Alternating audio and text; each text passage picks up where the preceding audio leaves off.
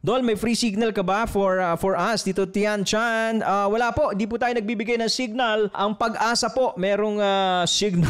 Wag may bagyo. Di po tayo nagbibigay ng signal. Nagtuturo lang po tayo kung paano mag-trade. That's one. Meron po tayong sarili nating indicator na naglalabas ng signal. So kung meron kayo niyan, pwede niyong gamitin. Pero hindi ko po sasabihin sa iyo, pag ayan, automatic long. Wala po tayong ganun. You know why? Because marami po sa mga groups na i-attract kayo. Ang dami ganito dati, ha? Yung mga groups na bibigyan ng free signal, a-attract kayo. Sali ka dito sa group mo. Hindi ka naman marunong mag-trade. So kahit free signal, sunog ka. Kahit hindi ka marunong mag-trade. Ngayon, yung nagyaya sa'yo, na nagko-coach sa'yo, nagtuturo sa'yo, sasabihin mo, bopuls naman pala to. Ikaw pa galit puro palpak naman pala yung signal niya. Wala pong 100% na perfect ang signal na magbabato sa inyo. So kung bopuls kayo mag-trade, kahit na alalayan pa kayo ni Warren Buffett, alalayan pa na pinakamagaling na trader, kung bopuls ka, babatuhan ka ng signal, hindi ka pa rin mananalo. Kasi wala pong 100% na puro panalo signal. Kaya importante, what we are teaching here is risk management. Huli ba? Follow for more Tito Moves!